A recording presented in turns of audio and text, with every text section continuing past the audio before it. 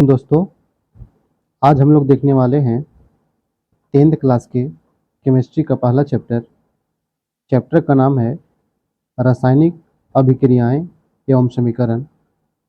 इस चैप्टर के जितने भी महत्वपूर्ण प्रश्न हैं जो एनसीईआरटी कॉर्नर से लिए गए हैं, जो एग्जाम में बार बार पूछे जाते हैं, ऐसे ही प्रश्नों का एक श्रृंखला तैयार करने वाले हैं और चलाने वाले हैं। तो आज का जो टॉपिक है वो केमिस्ट्री का पहला चैप्टर का है, जिसका नाम है रासायनिक अभिक्रियाएं एवं समीकरण। इस टॉपिक से जितने भी एमसीक्यू बनने वाले हैं महत्वपूर्ण, उन सारे एमसीक्यू करने वाले हैं और समझने वाले हैं। तो बने रहे आप मेरे साथ। तो चलिए शुरू करते हैं आज का ये क्लास। पहला प्रश्न क्या है? तो पहला प्रश्न है आपका कि कॉपर सल्फेट के जलीय विलयन और जिंक CuSO4 यानी कॉपर सल्फेट के जलीय विलयन CuSO4 कॉपर सल्फेट के जलीय विलयन जिंक के साथ अभिक्रिया करता है तो क्या बनाता है? तो जिंक सल्फेट का जलीय विलयन बनता है और कॉपर बनता है ठोस के रूप में, ठीक है ना। तो जिंक सल्फेट का विलयन बनता है और कॉपर बनता है ठोस के रूप में। तो यह किस प्रकार की अभिक्रिया है? तो यह किस प्रकार की अभिक्रिया है? द्विविस्थापन अभिक्रिया, अपघटन अभिक्रिया, संयोजन अभिक्रिया, विस्थापन अभिक्रिया। तो इसका सही आंसर होगा आपका विस्थापन अभिक्रिया। ये एक प्रकार की है विस्थापन अभिक्रिया। क्यों? विस्थापन का मतलब होता है स्थान का बदलना। जैसे मान लीजिए कि S है और A है साथ में, ठीक है, और प्लस मान लिया जाए कि ये C है, एग्जाम्पल के तौर पर दिया जा रहा है। और इधर आकर क्या बन जाता है कि S और प्लस C और A। तो क्या इस A का स्थान में परिवर्तन हुआ। तो स्थान के परिवर्तन को हम क्या कहते हैं? स्थान के परिवर्तन को हम कहते हैं विस्थापन। स्थान के परिवर्तन को हम कहते हैं विस्थापन, यानी कि इसमें विस्थापन अभिक्रिया हो रही है। चलिए चलते हैं अगले प्रश्न पर। अगला प्रश्न है कैल्शियम ऑक्साइड प्लस H2O यानी कैल्शियम ऑक्साइड, इसको कली चूल्हा भी बोलते हैं, यानी कैल्शियम ऑक्साइड जब जल के साथ अभिक्रिया करेगा तो क्या बनाएगा? तो कैल्शियम ऑक्साइड जल के साथ अभिक्रिया करने के बाद बनाता है कैल्शियम हाइड्रोक्साइड। ये बनाता है कैल्शियम हाइड्रोक्साइड। कैल्शियम हाइड्रोक्साइड यहाँ पे हॉल 2 होगा, ठीक है ना। कैल्शियम हाइड्रोक्साइड बनाता है। तो कहता है कि यह किस प्रकार की अभिक्रिया है? संयोजन अभिक्रिया, विस्थापन अभिक्रिया, द्विविस्थापन अभिक्रिया, ऊष्माशोषी अभिक्रिया। तो ये जो है ना, ये आपका है संयोजन अभिक्रिया। अब संयोजन के जैसे कि मान लीजिए कि आप यहाँ समझिएगा कि 2 और प्लस 2, ठीक है, तो इसको कितना बनाएंगे हम? 4। तो ये जो 4 बनाया ना, ये 2 और 2 को संयोग करके बनाया, यानी कि जब जुटेगा ये दोनों, तीन दोनों क्या बोलेंगे हम? संयोग बोलेंगे। इसी प्रकार का ये क्या है, जब कैल्शियम ऑक्साइड और प्लस H2O को जोड़े तो क्या बना? Calcium hydroxide. तो इस प्रकार की अभिक्रिया को बोलते हैं हम लोग संयोजन अभिक्रिया। चलिए चलते हैं अगला प्रश्न पे। अगला प्रश्न क्या है? अगला प्रश्न कहता है रासायनिक समीकरण में जलीय विलयन को किस प्रतीक द्वारा दर्शाया जाता है? अर्थात जलीय विलयन को हम किस प्रतीक से दर्शाते हैं रासायनिक समीकरण में?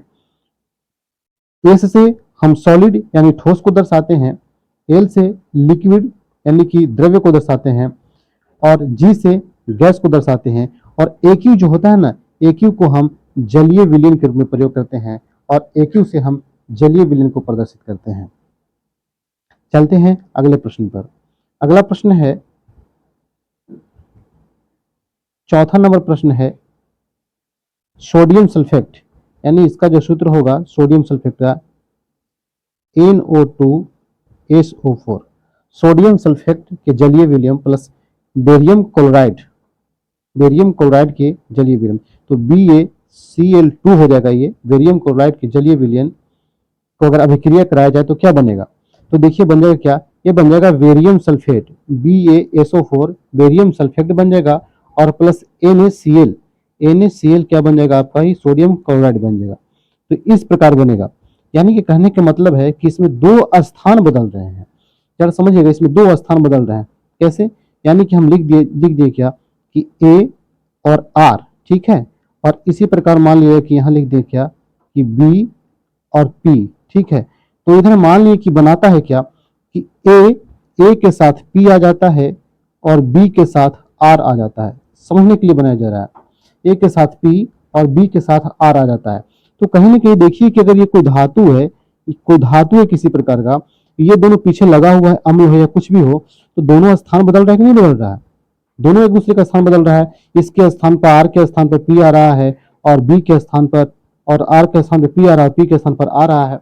तो इस प्रकार के विक्रिया में विस्थापित तो हो रहा है, लेकिन दो दो का विस्थापन हो रहा है, ठीक है ना। तो इस प्रकार के विक्रिया को क्या कहेंगे हम? द्विविस्थापन कहेंगे। चलिए देखते हैं इसका ऑप्शन, ठीक है ना। देखिए इस प्रकार के विक्रिया कहेंगे। तो पहला आंसर है संयोजन अभिक्रिया, द्विविस्थापन अभिक्रिया, अपचयन अभिक्रिया, विस्थापन अभिक्रिया। तो इसका सही आंसर क्या होगा? द्विविस्थापन अभिक्रिया। अभी बताएं इसका द्विविस्थापन अभिक्रिया माने दो तत्वों का विस्थापन होता है तो दो विस्थापन, अगर एक का होता है तो एकल विस्थापन। अब चलते हैं नेक्स्ट प्रश्न पर। अगला प्रश्न है 5 नंबर।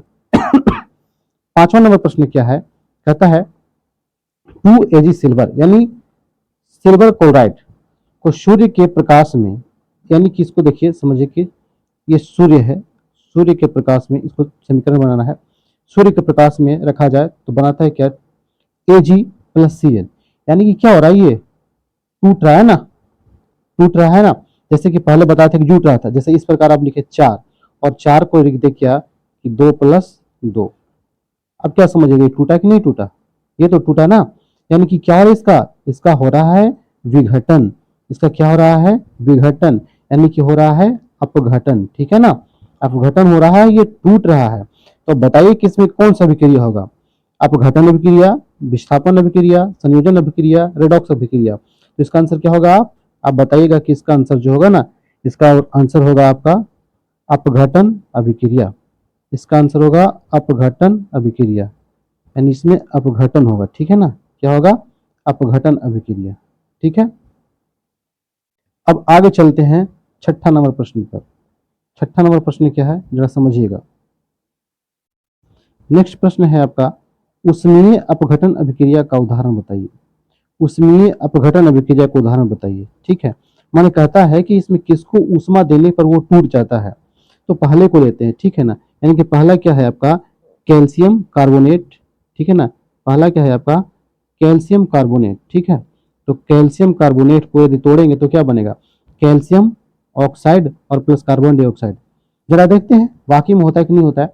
तो कैल्शियम कार्बोनेट, हम कभी भी समीकरण को बनाते हैं तो इसमें ऊर्जा संरक्षण सिद्धांत का पालन करना पड़ता है, और इसमें द्रव्यमान संरक्षण सिद्धांत का पालन करना पड़ता है, माफ कीजिएगा, द्रव्यमान संरक्षण सिद्धांत का पालन करना पड़ता है कि क्या दोनों तरफ द्रव्यमान है बराबर या नहीं है। तो हम देखेंगे, पहले इसमें मिलाएंगे। कैल्शियम इधर कितना है? 1, इसमें कार्बन कितना है? 1, इसमें ऑक्सीजन कितना है? 3।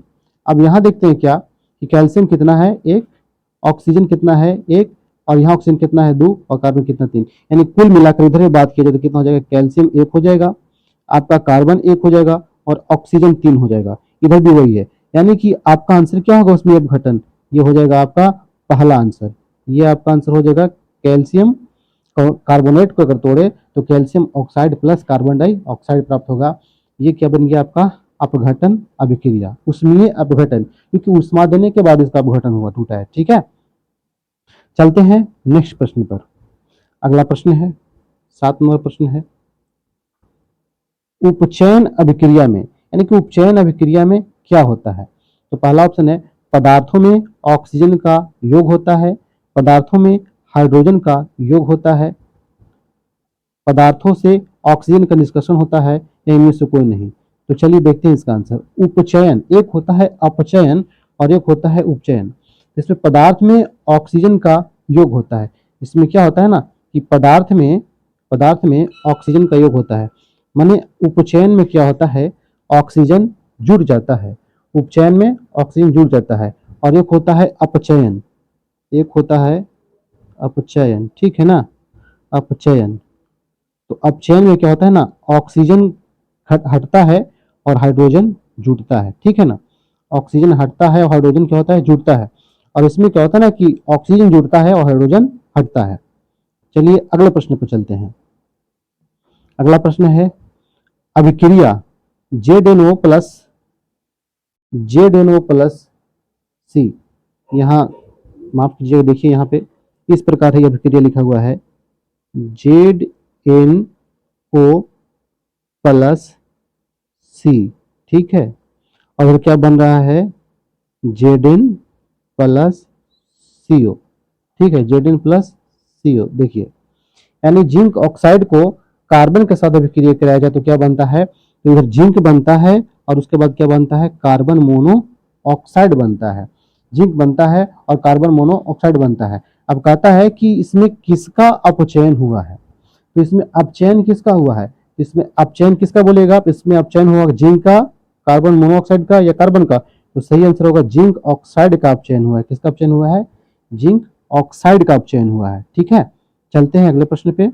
अगला प्रश्न है क्या आपका, निम्नलिखित में से तीव्र रासायनिक अभिक्रिया का उदाहरण बताइए। तीव्र यानी बहुत तेज अभिक्रिया करने वाला क्या होगा, देखिए कोयले का बनना, ठीक है, मैग्नीशियम का जलना, भोजन का पचना या पाचन, लोहे का जंग लगना। इसमें से कौन सा सबसे तीव्र अभिक्रिया है, तो सबसे तीव्र अभिक्रिया हो जाएगा आपका मैग्नीशियम का जलना। ये जो मैग्नीशियम का जलना है ना, इसमें सबसे तीव्र अभिक्रिया है क्या, मैग्नीशियम का जलना। चलते हैं अगला 10 नंबर प्रश्न पे। कहता है द्वीव विस्थापन अभिक्रिया का उदाहरण बताइए। द्वीव, जो पहले आपको बताया था कि दोनों स्थान परिवर्तन कर ले, ठीक है, तो द्वीव विस्थापन अभिक्रिया का उदाहरण बताना है। तो इसमें से कौन सा होगा द्वीव विस्थापन अभिक्रिया, तो चलिए देखते हैं। इसमें क्या होगा, इसमें आपका CuSO4 प्लस FeS, तो FeSO4 प्लस CuS, यानी ये जो आपका है ना ऑप्शन नंबर ए, ये आपका द्वीव विस्थापन अभिक्रिया का काम कर रहा है, क्योंकि स्थान क्या कर बदल रहा है। जरा देखिए यहाँ CuSO4 जलीय विलयन था, ठीक है, और Fe ठोस था, सॉलिड था। यहाँ FeSO4 जलीय बन गया और कॉपर क्या बन गया, सॉलिड बन गया। तो ये जो है ना आपका, ये आपका द्वीव विस्थापन अभिक्रिया का उदाहरण है, ठीक है ना, ये आपका द्वीव विस्थापन अभिक्रिया का उदाहरण है। चलिए चलते हैं अगले प्रश्न पर। प्रश्न संख्या 11 पे देखते हैं। 11 क्या कहता है, खाद्य पदार्थों को परीक्षित करने के लिए कौन सी गैस प्रयुक्त की जाती है। खाद्य पदार्थों को परीक्षित करने के लिए कौन सी गैस प्रयुक्त की जाती है। देखिए, तो खाद्य पदार्थों को प्रयुक्त करने के लिए हम नाइट्रोजन गैस को प्रयुक्त करते हैं। किस गैस को प्रयुक्त करते हैं, नाइट्रोजन गैस को, ठीक है ना, नाइट्रोजन गैस को प्रयुक्त करते हैं ताकि खाद्य पदार्थ सुरक्षित रह सके। चलते हैं अगले प्रश्न पे। अगला प्रश्न है, रासायनिक अभिक्रियाओं को किन तरीकों से अधिक सूचनात्मक बनाया जा सकता है। रासायनिक अभिक्रियाओं को किन तरीकों से सूचनात्मक बनाया जा सकता है। तो पहला ऑप्शन है अभिकारकों और उत्पादकों की भौतिक अवस्था को दर्शाकर, दूसरा ऑप्शन है अभिक्रिया में ऊष्मा परिवर्तन को दर्शाकर, तीसरा है अभिक्रिया की परिस्थितियों को दर्शाकर, चौथा है उपरोक्त सभी। तो इसमें से आंसर जो होगा ना, ये सभी होगा। ये सभी प्रक्रियाएं इसके लिए उपयुक्त है, ठीक है ना, सभी प्रक्रियाओं को दर्शाकर हम सूचनात्मक बनाया जा सकता है। अगले प्रश्न पर चलते हैं। अगला है प्रश्न कि निम्नलिखित समीकरण का कौन सा रूप संतुलित है, माने Fe प्लस H2O, तो Fe3O4 प्लस H2। तो इस समीकरण यानी कि द्रव्यमान संरक्षण के नियम का पालन करना था, इसमें कौन सा होगा, दोनों तरफ बराबर होना चाहिए। इधर देखिए कितना है, Fe 1 है, तो इधर Fe3 है, तो यानी कि बराबर होना चाहिए ना मेरा। तो चलिए इसको हम देखते हैं इसमें क्या होगा आंसर। तो पहला देख सकते हैं आप, पहला तो बिल्कुल नहीं होगा। दूसरा देखिए, हाँ दूसरा में 3 है तो होने के चांसेस है, लेकिन यहाँ देखिए क्या है, आपको H2 नहीं होगा, ये भी नहीं होगा। अब कौन सा होगा, तीसरा भी एक ही है, इसमें भी होने वाला संभावना नहीं है। अब चौथा को देखते हैं हम, तो चौथा में क्या है जरा समझिएगा। तो चौथा में आपका है 3Fe प्लस H2। अच्छा, इसको क्या लिख सकते हैं हम, इस चौथे वाले को क्या लिख सकते हैं, हम लिख सकते हैं ना आपको, देखिए 3Fe और प्लस देखिए H2O4 लिखा हुआ है, तो क्या इसको लिख सकते हैं 4H2O, ठीक है। और उसी प्रकार क्या लिख सकते हैं इसको, फिर तो इसको हम लिख सकते हैं आपको, देखिए Fe3, उसके बाद क्या O4, उसके बाद क्या प्लस 4H2। अब मिलाते हैं, देखिए 3 गो Fe है, मान 3 गो आयरन है, यहाँ भी 3Fe हो गया। अब देखिए यहाँ कितना है, 4O है, तो यहाँ 4O हो गया। यहाँ देखिए 8 गो हाइड्रोजन है, 4 दूनी के 8, तो यहाँ के 4 दूनी के 8 हाइड्रोजन हो गया। यानी कि जो आपका चौथा आंसर है ना, चौथा ऑप्शन, ये बिल्कुल सही है, क्योंकि इसमें हम द्रव्यमान संरक्षण के नियम को देखते हैं और दोनों तरफ मिलाते हैं। अगर दोनों तरफ बराबर है तो समीकरण आपका संतुलित है, सही है, इसलिए ऑप्शन डी बिल्कुल सही होगा। चलते हैं अगले प्रश्न पर। 14 नंबर प्रश्न क्या कहता है कि जिंक H2SO4, यदि जिंक को क्या H2SO4, जिसको सल्फ्यूरिक अम्ल बोलते हैं, ठीक है ना, के साथ अभिक्रिया कराते हैं तो जिंक सल्फेट प्लस H2 किस तरह की रासायनिक अभिक्रिया के निर्माण होता है। मतलब कि जिंक सल्फेट बनता है और हाइड्रोजन गैस निकलता है, तो ये किस तरह की अभिक्रिया है, ठीक है ना। ये अभिक्रिया जो है किस तरह का, द्विविस्थापन है या फिर रेडॉक्स अभिक्रिया है या संयोजन है या विस्थापन अभिक्रिया है। तो ये जो आपका आंसर होगा ये होगा आपका विस्थापन अभिक्रिया। कैसा अभिक्रिया होगा, विस्थापन, ठीक है ना, क्योंकि क्या हो रहा है, विस्थापित हो रहा है, तो ये विस्थापन अभिक्रिया है। आगे चलते हैं, 16 नंबर प्रश्न को देखते हैं। निम्नलिखित अभिक्रिया है, निम्नलिखित अभिक्रिया है, मान देखिए 2FeSO4 मतलब फेरक सल्फेट, ठीक है ना, और Fe2O3 ferrous oxide plus SO2 और SO3, ठीक है ना। यानी कि किस प्रकार की अभिक्रिया है, आप देखिए जरा, इसमें क्या कुछ टूटते हुए दिखाई पड़ रहा है आपको, हाँ टूट रहा है, लेकिन ये ऐसे नहीं टूटेगा, ये टूटेगा कैसे जरा समझिएगा। ये होगा यहाँ पे डेल्टा का निशानी, ठीक है, यहाँ डेल्टा बनेगा, अगर हीट देंगे तभी तो ये टूटेगा ना, हीट देने के बाद ही टूटेगा। अब ये बताइए कि किस तरह की अभिक्रिया होगा, तो बताइए जरा कि टूटेगा तो क्या होगा, ये अपघटन होगा, अपघटन होगा, ठीक है, अपघटन होगा, टूटने के लिए क्या होगा, ये अपघटन होगा। लेकिन कब अपघटित होगा, जब उष्मा देंगे तब, जब उष्मा देंगे तब, यानी किस प्रकार की अभिक्रिया होगी, उष्मीय अपघटन। उष्मा देने के बाद ही तो ये टूट रहा है ना, इसलिए क्या हो जाएगा, ये उष्मीय अपघटन। चलते हैं नेक्स्ट प्रश्न पर। अगला प्रश्न है 17 नंबर, कहता है जस्ता यानी जिंक तथा तनु सल्फ्यूरिक अम्ल की अभिक्रिया में बनने वाली गैस कौन सी है। तो अभी दिखाया आपको जस्ट कि जब जिंक को अगर सल्फ्यूरिक अम्ल के साथ अभिक्रिया कराते हैं या किसी भी धातु को अम्ल के साथ अभिक्रिया कराते हैं तो उसके बाद कौन सी गैस प्राप्त होती है, तो उसके बाद हाइड्रोजन गैस प्राप्त होती है। यानी कि आपको कौन सा गैस निकलेगा, हाइड्रोजन, यानी कि H2 गैस प्राप्त होती है। किसी भी धातु को यदि अम्ल के साथ अभिक्रिया कराया जाए तो आपको हाइड्रोजन गैस की प्राप्ति होती है, ठीक है ना। किस गैस की प्राप्ति होती है, हाइड्रोजन गैस की प्राप्ति होती है। चलिए नेक्स्ट प्रश्न पर चलते हैं। अगला प्रश्न क्या है, अगला प्रश्न है अपचयन अभिक्रियाओं में क्या होता है। उस समय पूछे थे उपचयन, अब क्या है अपचयन। तो उस समय देखिए जब उपचयन था तो उसमें ऑक्सीजन का संयोग हो रहा था और हाइड्रोजन का वियोग हो रहा था। अब ये क्या है आपका अपचयन, तो इसमें हाइड्रोजन का संयोग होगा और ऑक्सीजन का क्या होगा, वियोग होगा। यानी कि हम चलते हैं देखते, पहला क्या है, पदार्थ से हाइड्रोजन का निष्कासन होता है, क्या ये सही होगा, एकदम बिल्कुल नहीं होगा, क्योंकि इसमें हाइड्रोजन का संयोग होगा, वियोग नहीं हो सकता है।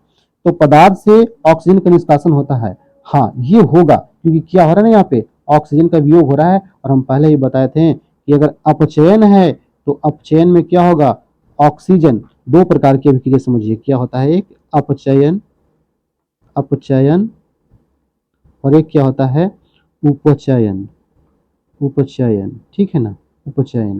देखिए ये अपचयन में क्या होगा ना कि हाइड्रोजन जो होगा ना, हाइड्रोजन, ये हाइड्रोजन आपका क्या हो जाएगा, प्लस हो जाएगा, ठीक है, और ऑक्सीजन क्या हो जाएगा आपका, माइनस हो जाएगा।